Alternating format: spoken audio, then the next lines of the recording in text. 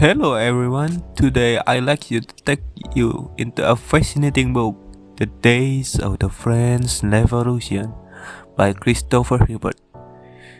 This isn't just a history book, it's a vivid chronicle of the turbulent days in late 18th century.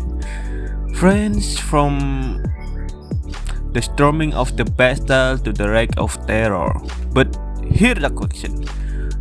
Does this great revolution from the past echo in our time? For example, when we watch the mass protests that happen in Indonesia today, let's make a closer look. In 1789, the French people lived in misery. Bread prices soared, taxes were rising, and the nobility enjoyed a luxury in their palace. Hibbert described the tax system as deeply unjust, filled with exception for the wealthy and while the burden fell on the poor. Everywhere there are exceptions, everywhere abuse, the burden fell hardest on those least able to bear it. Hibbert 1980. Imagine the pain of the hungry people forced to what the austerity feast. This was the seed of great anger that will soon explode. That summer, Paris became a stage of history.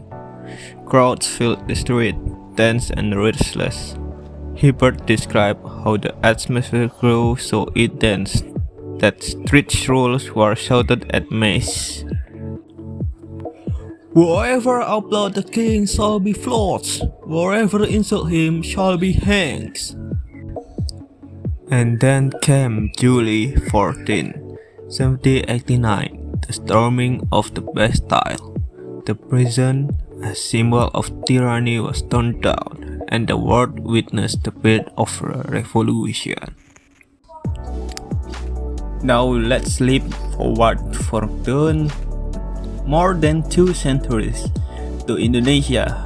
The context is clearly different. We live in a democracy with election, media, and freedom of speech. But the emotional pattern feels familiar. Frustration, injustice, and the need to be heard.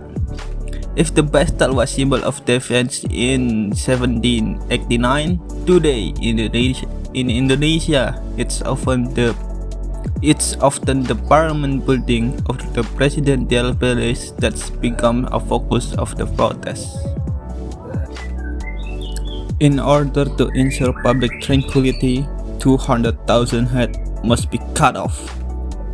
Merit quoted by Hibbert. In the past, extremists like Marat saw mass violence as the answer. Today, the people pass through the demonstration, peaceful rallies, and even viral hashtag. The method is different, but spirit is the same. The people demand a change. Hibbert also recounted a striking moment as Cherry Hawker sat on the Queen's luxurious bed and said, "Now today is the nation's turn to be comfortable." A simple remark, but powerful. Suddenly, an ordinary citizen occupied a space once reserved for royalty. It symbolized that power had shifted. Modern protests often carry the same spirit, full of satire, humor, and creativity. Behind the jokes and posters lies a serious message. The people's voice cannot be ignored. So, what the lesson can we draw? The French Revolution teaches us that unchecked injustice can ignite into a wave that strikes an entire nation. Modern protests in Indonesia remind us that people still take to the street as a way of speaking out. From the Bastille in Paris to the streets of Jakarta, history tells us again and again, the people force is a force. Dangerous if neglected, but also powerful enough to bring about reform. Learning from revolution, let us safeguard our democracy.